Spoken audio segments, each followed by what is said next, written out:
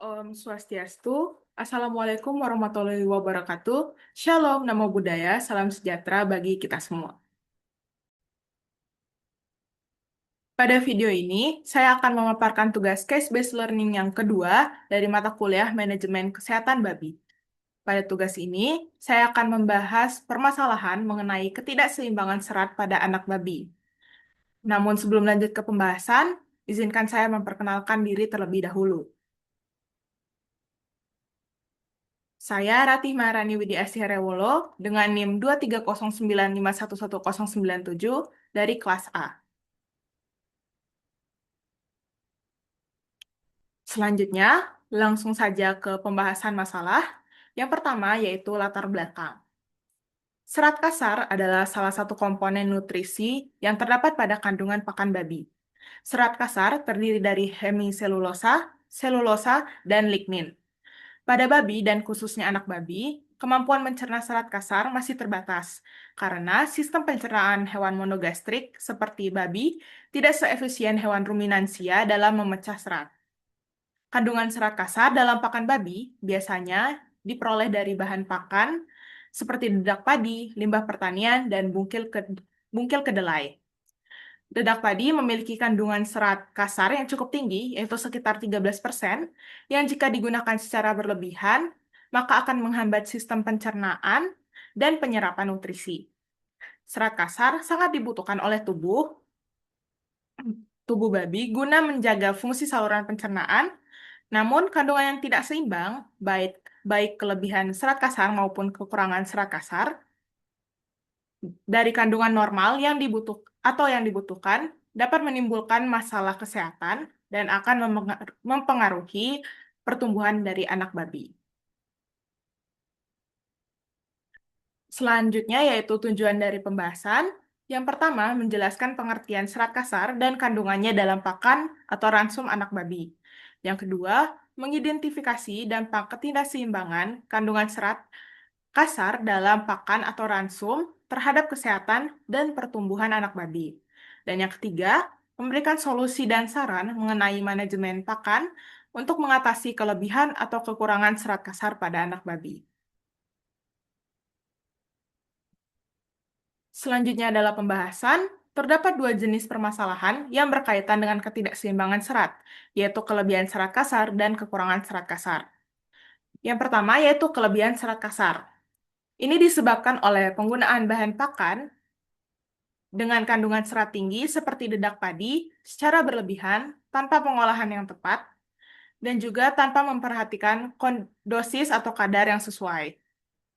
Gejala dari kelebihan serat kasar yaitu penurunan selera makan akibat palatabilitas, yaitu tingkat kesukaan atau kelezatan suatu pakan yang dirasakan oleh hewan menurun. Pertumbuhan lambat, FCR atau efisiensi konversi pakan yang buruk, yaitu kemampuan pemanfaatan pakan untuk pertumbuhan hewan, seperti peningkatan berat badan, dan output yang diinginkan dari babi, yaitu daging babi.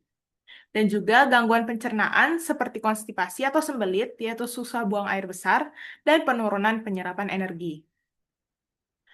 Lalu yang kedua yaitu kekurangan serat kasar, yang disebabkan oleh penyusunan ransum terlalu difokuskan pada sumber energi dan protein seperti jagung, tepung ikan, dan bungkil kedelai, tanpa memerhatikan kadar serat yang cukup.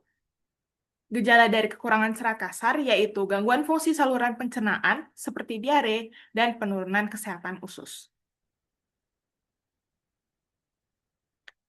Selanjutnya yaitu penanganan dan pencegahan.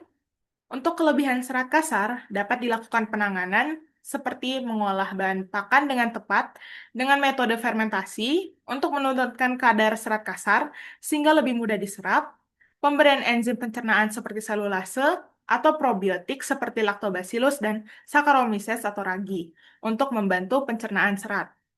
Dan untuk pencegahan, dapat dilakukan dengan formulasi atau penyusunan ransum yang disesuaikan dengan batas maksimal kandungan serat kasar, yaitu sekitar 3 hingga 6% untuk anak babi, pemilihan bahan pakan yang sesuai kebutuhan tubuh, serta kemampuan cerna anak babi, dan pengolahan bahan pakan yang baik sebelum diberikan.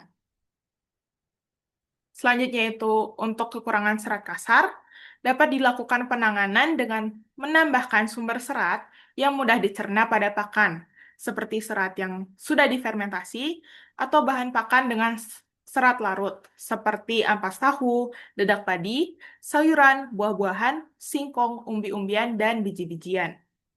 Dan untuk pencegahan dapat dilakukan dengan cara menyusun ransum yang seimbang dengan memperhatikan kandungan serat kasar sesuai kebutuhan fisiologis dari anak babi.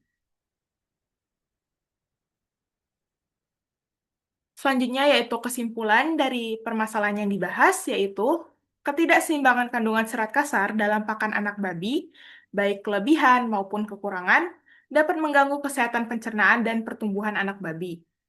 Kelebihan serat kasar dapat menurunkan nafsu makan dan efisiensi pemanfaatan nutrisi, serta menyebabkan sembelit, dan sedangkan kekurangan serat dapat menyebabkan diare.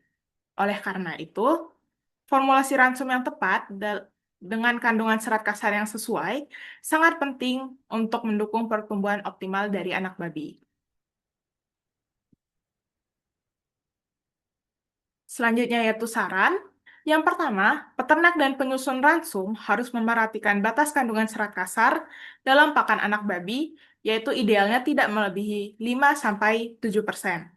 Yang kedua, pengolahan bahan pakan dengan tinggi serat seperti fermentasi perlu diterapkan untuk meningkatkan kecernaan dan palatabilitas.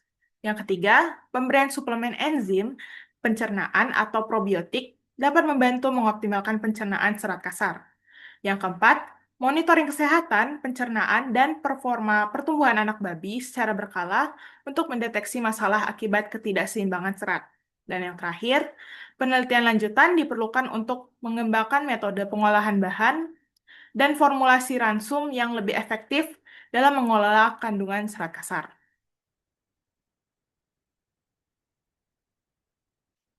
Berikut adalah sumber-sumber yang saya gunakan sebagai referensi untuk mendukung penyusunan tugas ini.